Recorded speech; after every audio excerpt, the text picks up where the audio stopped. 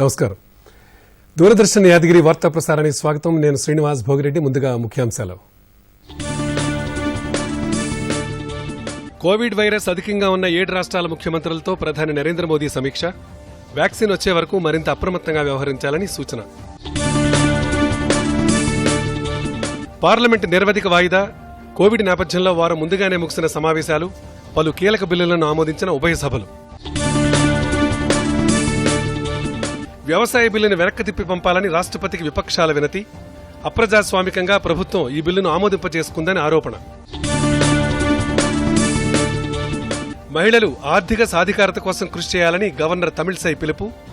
ఉద్యోగాల కోసం ఎదురుచూడక ఉద్యోగాలను సృష్టించేవారిగా ఎదగాలని సూచన. పంచాయతీరాజ్ పాలన తీరును సమీక్షించిన సీఎం కేసీఆర్. గ్రామాలలో అన్ని వసతులు సమకూరే విధంగా చర్యలు చేపట్టాలని ఆదేశం.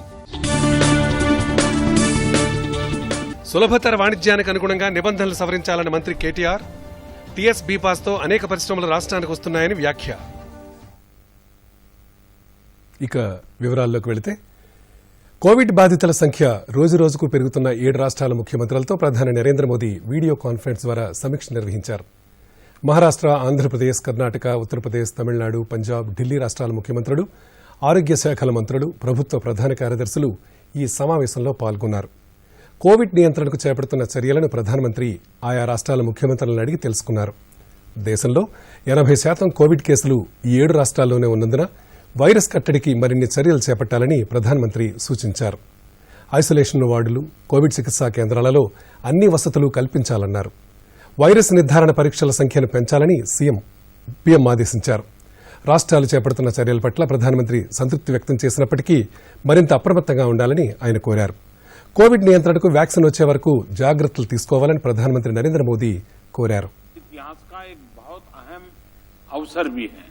2 दिन बाद 25 सितंबर को आयुष्मान भारत प्रधानमंत्री जन आरोग्य योजना को 2 साल पूरे हो जाएंगे.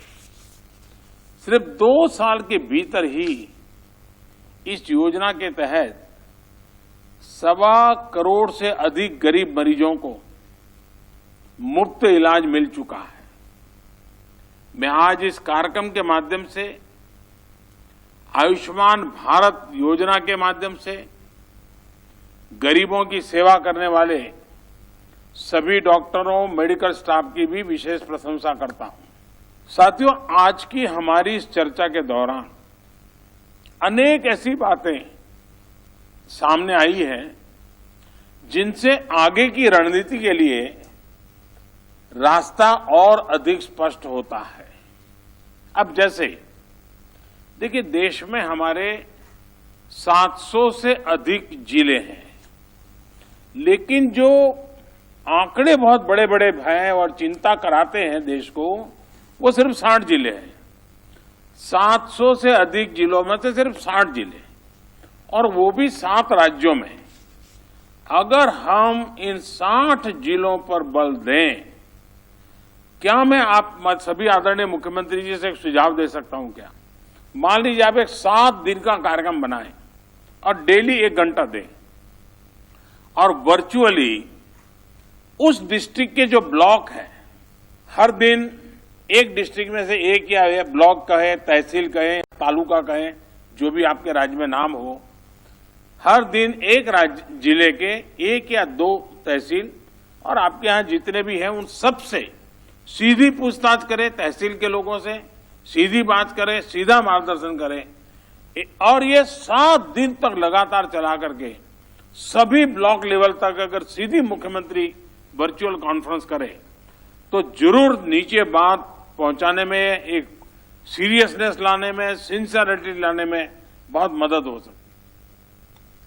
ఇక లోక్సభ విషయానికి వస్తే సాయంత్రం 6 గంటలకు ప్రారంభమై 2.5 గంటల పాటు కొనసాగి నిరవధికంగా వాయిదా పడింది. సభ సమావేశం కాగానే స్పీకర్ ఓం బిర్లా 0 అవర్ చేపట్టారు. ఎంపీలు తమ నియోజకవర్గాలు, రాష్ట్రాలకు చెందిన సమస్యలను లేవనెత్తారు. బీజేపీ సభ్యుడు విజయ్ ప్రతాప్ సింగ్ జనాభా నియంత్రణకు చర్యలు చేపట్టాలని సూచించారు. కర్ణాటకకు చెందిన ఎంపీ తేజస్వి సూర్య మాట్లాడుతూ సోషల్ మీడియాలో వాక్ స్వాతంత్ర్యం పట్ల ఆందోళన వ్యక్తం చేశారు. For carrying out its instruction issued nearly 2 years back to shift the Assam Rifles from the heart of Aizawl, the capital city of Mizoram, to their designated location at Zokusang on the outskirts. Mizoram నుంచి Assam rifles దళాలను ఉపసంహరించాలని Mizo national front సభ్యుడు లాల్ రోసంగా విజ్ఞప్తి చేశారు. Memorandum to the Assam Rifles dated 19 February 2019. अध्यक्ष जी, आज विश्व स्वास्थ्य संगठन హిమాచల్ ప్రదేశ్ లో హోమియోపతి వైద్య సేవల విస్తరణకు చర్యలు చేపట్టాలని కోరారు. అనంతరం కొన్ని కీలకమైన బిల్లులను లోక్సభ ఆమోదించింది. ఆ తర్వాత సభను నిర్వధికంగా వాయిదా వేస్తున్నట్టు స్పీకర్ ఓం బిర్లా ప్రకటించారు. 2005 में इस देश में राष्ट्रीय ग्रामीण स्वास्थ्य मिशन आया और वैकल्पिक स्वास्थ्य पद्धति को बढ़ावा देने की ओर बल दिया गया. मैं चाहता हूं अध्यक्ष महोदय, हिमाचल प्रदेश में लगभग 2500 के करीब एलोपैथिक स्वास्थ्य केंद्र हैं, 1500 के करीब. Sir, Facebook, Twitter and similar foreign social media platforms claim themselves to be intermediaries under the IT Act. However, the key element of this definition is that the role of the intermediaries is limited to processing, storing and transmitting. Rajya Sabha సమావేశాలు నిర్వధికంగా వాయిదా పడ్డాయి. ముందుగా నిర్ణయించిన ప్రకారం October 1వ తేదీ వరకు సమావేశాలు కొనసాగాల్సి ఉండగా 8 రోజులు ముందుగానే ముగించారు. ఎంపీలలో కొందరికి కరోనా వైరస్ సోకడంతో సమావేశాల గడువు కుదిస్తున్నట్టు ప్రభుత్వం పేర్కొంది. వివరాలు చూద్దాం. రాజ్యసభ సమావేశాల్లో కొన్ని కీలక బిల్లులకు ఆమోదం లభించింది. కాగా వర్షాకాల సమావేశాలలో రాజ్యసభలో 25 బిల్లులకు ఆమోదం లభించింది. కార్మికుల సంక్షేమానికి సంబంధించిన 3 బిల్లులను కేంద్ర మంత్రి సంతోష్ గంగ్వార్ ప్రవేశపెట్టగా సభ ఆమోదించింది. ఈ 3 బిల్లులను లోక్సభ మంగళవారం ఆమోదించింది. బిల్లులపై జరిగిన చర్చకు మంత్రి సంతోష్ గంగ్వార్ సమాధానమిస్తూ కార్మికుల సంక్షేమానికి ఎన్డీఏ ప్రభుత్వం కట్టుబడి ఉందని అన్నారు. सदस्यों को धन्यवाद दूंगा कि इन्होंने यहाँ पर महत्वपूर्ण बातें रखी हैं और आग्रह करूंगा कि वास्तव में जो बातें आपने बताई हैं, जो सोच आपने बताए हैं, हम श्रम मंत्रालय इस बात को समझ रहा है और जो हम लोग परिवर्तन लेकर आए हैं वो सबकी समझ में आ रहा है. हमारी सरकार सदैव से श्रमेव जयते के सिद्धांत को मानती है तथा एक श्रमिक के जीवन को बेहतर बनाने के लिए सरकार संकल्पित है. इसी उद्देश्य से हम अपने श्रमिकों को वेतन सुरक्षा, काम करने के वातावरण की सुरक्षा, सामाजिक सुरक्षा तथा त्वरित विवाद निस्तारण प्रणाली देने के लिए सदैव प्रयासरत रहे हैं. విదేశీ నిధుల నియంత్రణ సవరణ బిల్లును కూడా రాజ్యసభ ఆమోదించింది. విదేశాల నుంచి నగదు లేదా వస్తువు రూపంలో తీసుకునే విరాళాలపై నిఘాను మరింత కట్టుదిట్టం చేసేందుకు 2010 విదేశీ నిధుల నియంత్రణ చట్టాన్ని సవరించాలని ప్రభుత్వం నిర్ణయించినట్టు కేంద్ర హోంశాఖ సహాయ మంత్రి నిత్యానంద్ రాయ్ సభకు వివరించారు. బిల్లుపై జరిగిన చర్చపై మాట్లాడుతూ విదేశీ నిధులను దుర్వినియోగం చేయకుండా ఉండేందుకు ఈ కొత్త చట్టం తీసుకొస్తున్నట్టు చెప్పారు. దేశ రాజకీయ సామాజిక స్థితిగతులపై విదేశీ నిధుల ప్రభావం పడకుండా ఉండేందుకు దోహదపడుతుందన్నారు. విదేశీ నిధులు తీసుకునే అనేక సంస్థలు తమ గుర్తింపును దాచిపెడుతున్న కారణంగా ఆధార్ కార్డును వారికి తప్పనిసరి చేసినట్టు మంత్రి తెలిపారు.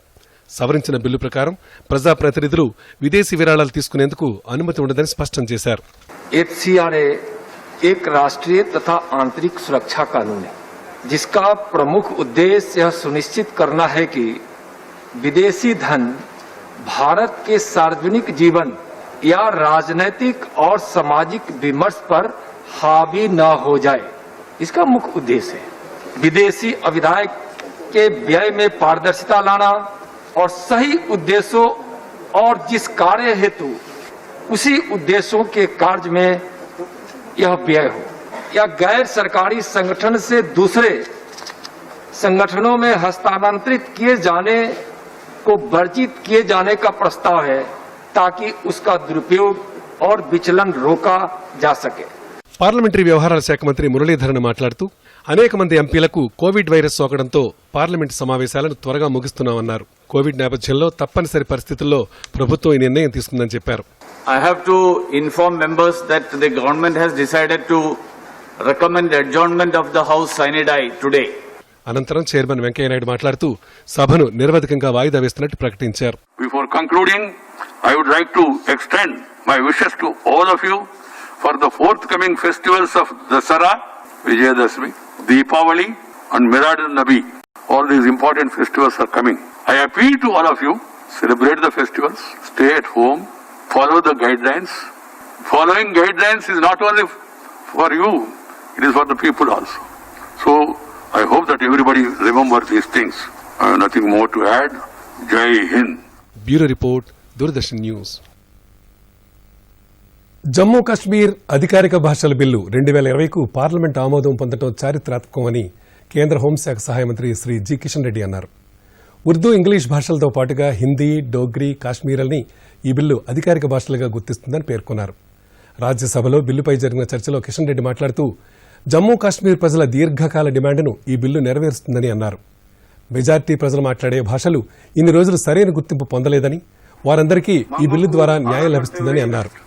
అలాగే స్థానిక భాషల అభివృద్ధికి నూతన విద్యా విధానానికి కూడా తోడ్పడుతుందని కిషన్ రెడ్డి సందర్భంగా పేర్కొన్నారు. उर्दू, हिंदी और इंग्लिश भाषाओं को जम्मू कश्मीर यूनियन टेरिटरी में ऑफिशियल लैंग्वेजेस के रूप में घोषित किया जाना क्षेत्र के लोगों के लिए एक बड़ा कदम साबित होगा.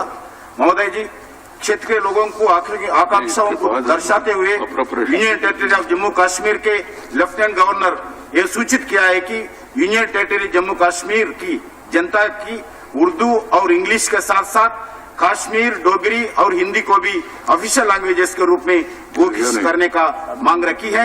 यह महत्वपूर्ण तत्वों को పార్లమెంట్ ఆమోదం పొందిన వ్యవసాయ బిల్లును తిరిగి పంపాలని ప్రతిపక్ష నేతలు రాష్ట్రపతి రామ్నాథ్ కోవింద్కు విజ్ఞప్తి చేశారు. రాజ్యసభలో ప్రతిపక్ష నేత గులాం నబీ ఆజాద్ నేతృత్వంలో తృణమూల్ కాంగ్రెస్, డీఎంకే తదితర పార్టీల నేతలు రాష్ట్రపతి రామ్నాథ్ కోవింద్ను కలుసుకుని వినతిపత్రం సమర్పించారు. కేంద్ర ప్రభుత్వం పార్లమెంట్లో ప్రవేశపెట్టిన వ్యవసాయ బిల్లుపై అభ్యంతరాలున్నాయని ప్రతిపక్ష నేతలు రాష్ట్రపతికి వివరించారు. అందువల్ల బిల్లును పునఃపరిశీలనకు వెనక్కి పంపాలని కోరారు. రాష్ట్రపతిని కలిసిన అనంతరం గులాం నబీ ఆజాద్ మీడియాతో మాట్లాడుతూ వ్యవసాయ బిల్లుకు ఆమోదం తెలపవద్దని రాష్ట్రపతిని కోరినట్టు తెలిపారు. हिंदुस्तान की रीढ़ की हड्डी है, किसान जो देश का अन्नदाता है.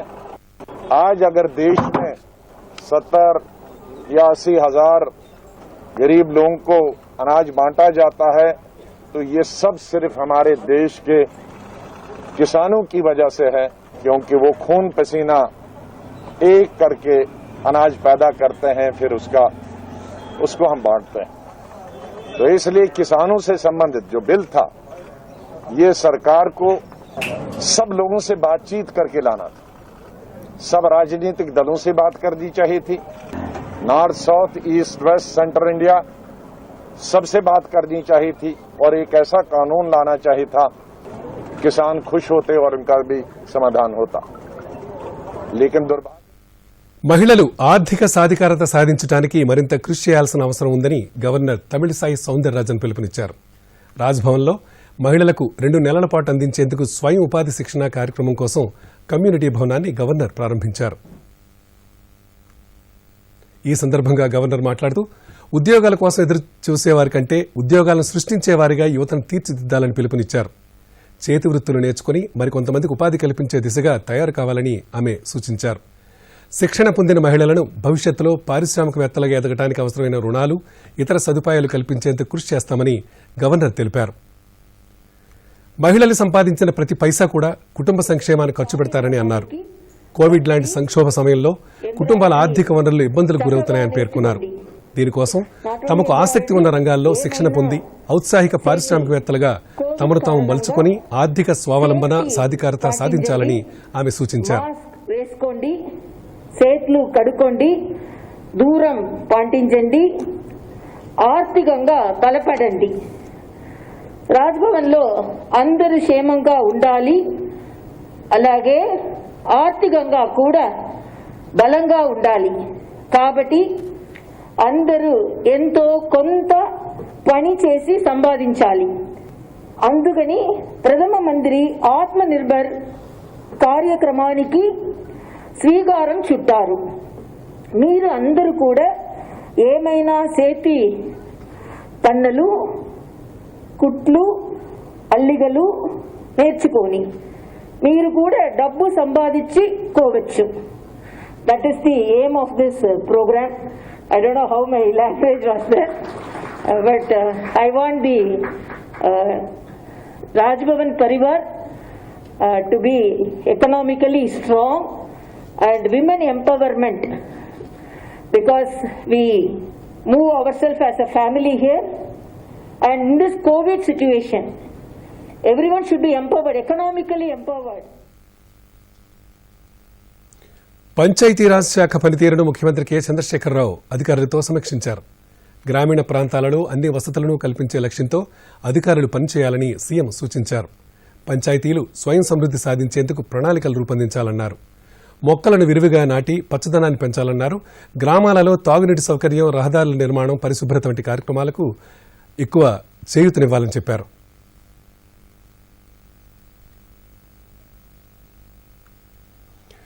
రాష్ట్రంలో ఈజ్ ఆఫ్ డూయింగ్ బిజినెస్ ప్రమాణాల పెంపుపై ఐటీ, మున్సిపల్ శాఖ మంత్రి కె తారక రామారావు సమీక్ష నిర్వహించారు. ఈ సమీక్షా సమావేశంలో ప్రభుత్వ ప్రధాన కార్యదర్శి సోమేష్ కుమార్, పలువురు అధికారులు హాజరయ్యారు. ఈజ్ ఆఫ్ డూయింగ్ బిజినెస్ ప్రమాణాలను పెంచేందుకు నూతన సంస్కరణలు తీసుకొస్తామని చెప్పారు. నూతన సంస్కరణలతో రాష్ట్ర ప్రయోజనాలకు అనేక ప్రయోజనాలు కలుగుతాయన్నారు. ఈజ్ ఆఫ్ డూయింగ్ బిజినెస్ ను మరింతగా పెంచుతామని స్పష్టం చేశారు. ప్రజలకు అన్ని ప్రభుత్వ సేవలు ఒకే చోట అందించేందుకు సిటిజన్ సర్వీస్ మేనేజ్మెంట్ పోర్టల్ ప్రతిపాదన చేశామని కూడా చెప్పారు. ఇలా ఉండగా టీఎస్ బీపాస్ చట్టంపై కూడా మంత్రి కేటీఆర్ ఉన్నతాధికారులతో సమీక్ష నిర్వహించారు. టీఎస్ బీపాస్ అనేది చారిత్రాత్మక చట్టమని కేటీఆర్ తెలిపారు. చట్టం అమలులో వివిధ శాఖల సహకారం, సమన్వయం అవసరమని అన్నారు. టీఎస్ బీపాస్ అనుమతులకు సంబంధించి అవసరం ఉన్న ప్రతి శాఖ నుంచి ఒక్కొక్క నోడల్ అధికారిని ప్రత్యేకంగా నియమించాలని ఆయన ఆదేశించారు.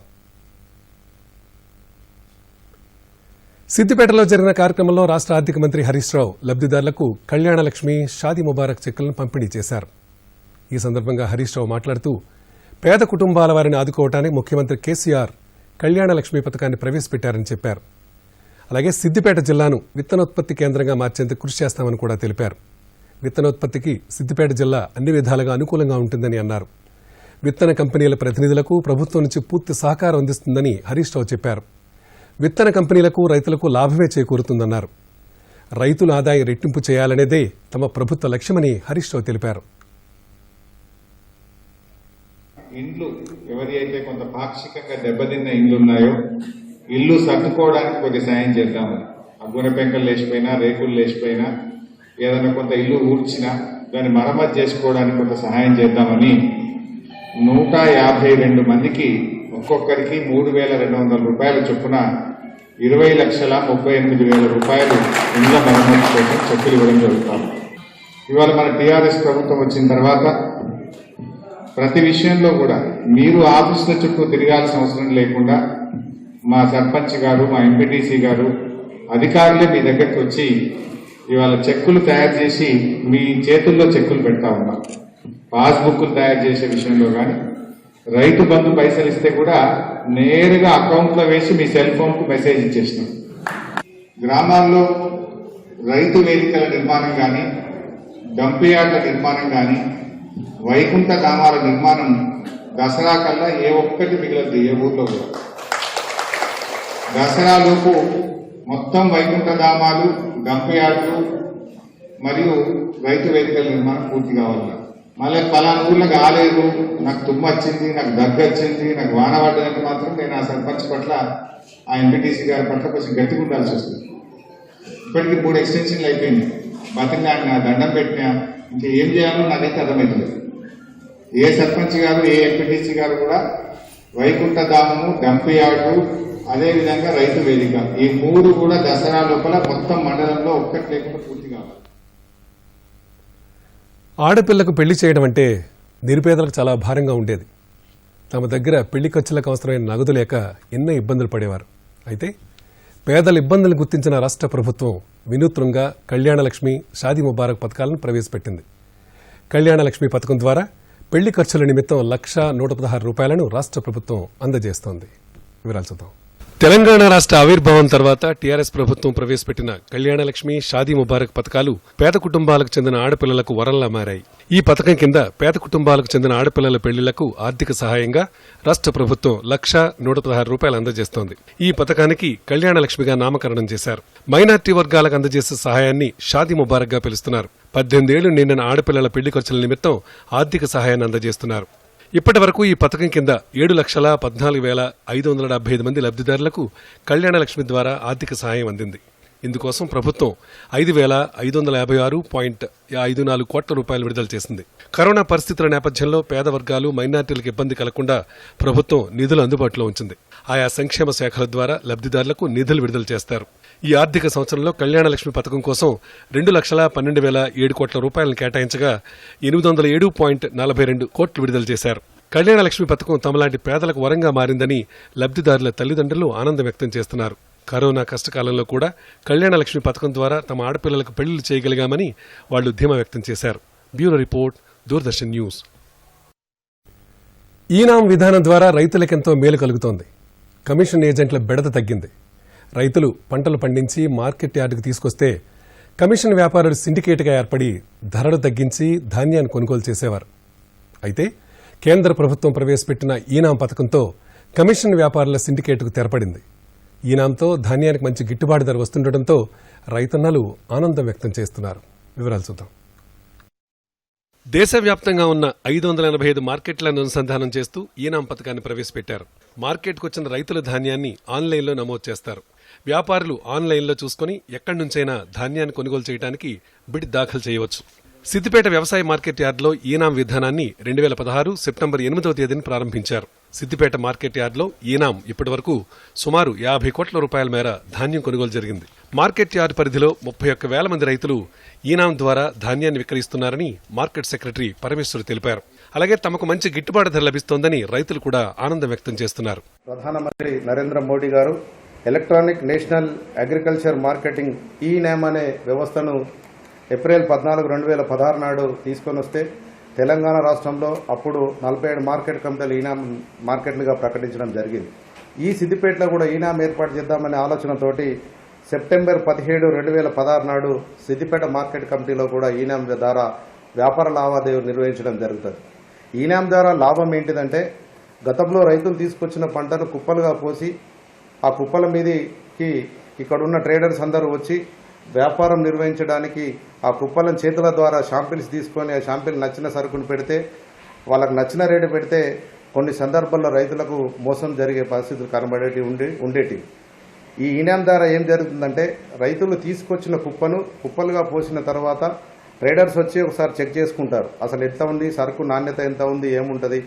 అక్కడ బీట్లో జరిగే ఓపెన్ యాక్షన్లో జరుగుతున్నప్పుడు ఏంటంటే ఈ ట్రేడర్ల మధ్యలో కొన్ని సంకేతాలతోటి కొంత రేట్లు పెంచే ప్రయత్నం చేయకుండా అప్పటికప్పుడు ఆగే ప్రయత్నాలు కనబడేవి. దీనివల్ల ఫోన్ యాప్ చాలా టైం సేఫ్ అవుతుంది.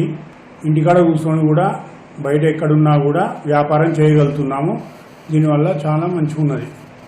రైతులకు కూడా ఈనాం వల్ల తక్కువట్టి కూడా వాళ్ళు డైరెక్ట్ మార్కెట్ యార్డ్ నుంచి వస్తున్నది. చాలా మంచిగా అనిపిస్తున్నది. ఈనాం వచ్చిన టైంలో ప్రతిరోజు ఉదయం 8:30 గంటల ప్రాంతం నుంచి 12 గంటల ప్రాంతంలో ఆన్లైన్ మార్కెట్ జరుగుతుంది. కావున ప్రతి ఒక్క రైతుకు సుధా అందుబాటులో ధరలు నిర్ణయించిన ధరలు వస్తున్నాయి. ఈనాం గురించి రైతులకు ప్రతి ఒక్క రైతుకు సవరించి చెప్పడం జరుగుతుంది. ఈ గవర్నమెంట్లో ఈనాంతోని వ్యాపారులు అందరూ పాల్గొని ఈనాంలో జరుగుతుంది. Bureau report, Doordarshan news. హైదరాబాద్లోని central research institute of Unani medicine ఆధ్వర్యంలో మొబైల్ మెడికల్ వ్యాన్ ద్వారా మేడ్చల్, మల్కాజ్గిరి జిల్లాలో వైద్య సేవలు కొనసాగుతున్నాయి. కేంద్రంలోని ఆయుష్ మంత్రిత్వ శాఖ ఆదేశాల మేరకు కాలనీలో మెడికల్ వ్యాన్ ద్వారా వైద్య సేవలు అందిస్తున్నారు. వివరాలు చూద్దాం. కేంద్రంలోని ఆయుష్ విభాగం మార్గదర్శకాల మేరకు రాష్ట్రంలోని మేడ్చల్, మల్కాజ్గిరి జిల్లాను ఎంపిక చేసుకుని ప్రజల వద్దకే వెళ్లి వైద్య సేవలు అందిస్తున్నారు. కేంద్ర ప్రభుత్వం ఆయుష్ విభాగం 2018 నుంచి ఈ కార్యక్రమాన్ని నిర్వహిస్తున్నారు. ఈ ప్రాజెక్టు 3 సంవత్సరాలకు గాను దేశంలోని పలు ప్రాంతాలను ఎంచుకుని వైద్య సేవలు అందిస్తున్నారు. లాక్డౌన్ సమయంలో కూడా వైద్య సేవలు కొనసాగాయి. బలహీన వర్గాలు, పేదలు ఉండే బస్తీలలో వైద్య సేవలు కొనసాగుతున్నాయి.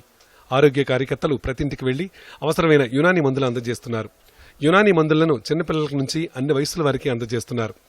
కరోనా కారణంగా ఆసుపత్రులకు వెళ్లలేని వాళ్లకి ఈ కార్యక్రమం ఎంతో దోహదపడుతోందని డాక్టర్ సాదియా ఫాతిమా తెలిపారు. సీజనల్ వ్యాధులు ప్రబలకుండా తగు జాగ్రత్తలు సూచిస్తూ యునానీలో ఉన్న మందులను కూడా అందిస్తున్నామని ఆమె తెలిపారు. ये जो है एक हमारा एक free medical health care programme है अंडर SC/SP लाइक शेड्यूल का सब प्लान, जिसमें हमको 5 डिफरेंट स्पॉट्स दिए जाते हैं. एवरी वीक के एवरी डे में हमको जाना पड़ता है उस स्पॉट पे और वहाँ पर फ्री मेडिकल सर्विसेज यूनानी की तरफ से प्रोवाइड की जाती हैं, जिसमें पेशेंट को हम देखते हैं और उनको जो भी तकलीफ है उसके अकॉर्डिंगली हम ट्रीटमेंट वहीं के वहीं देते हैं. और एवरी वीक हम वहाँ पर जाते हैं. बुखार, खांसी और कमर दर्द और जैसे गैस्ट्रिक कुछ भी प्रॉब्लम्स हो जाए, फ्लैचुलेंस, इंडाइजेशन, इस तरह की जो भी प्रॉब्लम्स है। और बहुत सारे पेशेंट्स ऐसे होते हैं जो इस वजह से कि बाहर नहीं जा सकते, एजडली एल्डरली पीपल होते हैं, वो लोग नहीं जा पाते हैं, तो उनको हम अपनी तरफ से पूरी कोशिश करते हैं कि उनको अपनी मेडिकल जो भी सर्विस है उनको प्रोवाइड करें। సంచార వ్యాన్ వైద్య సేవలు అందుతున్నాయని, ఇది తమకు ఎంతో ఉపయోగకరంగా ఉందని లబ్ధిదారులు చెప్తున్నారు. ఇవన్నీ మెడిసిన్ రెగ్యులర్గా వాడుతున్నాను. ఎవ్రీ వీక్ మా లేన్కి వస్తారు, ఎవ్రీ వీక్ వచ్చి మందులు ఇస్తారు. ఇప్పుడు దగ్గర 3 వీక్స్ నుంచి వాడుతున్నాను. చాలా మంచిగా ఉంది. ఇప్పుడు अपना हर वीकली क्या है यहाँ प्रोग्राम चलता है SCSP central council research institute के हिसाब से, और जो है मैं क्या है डिस्पेंस करता हूँ मेडिसिन जो भी रहता है। Bureau report, Doordarshan news. రాష్ట్రంలో కరోనా బాధితుల రికవరీ రేట్ రికార్డు స్థాయికి చేరుకుంది.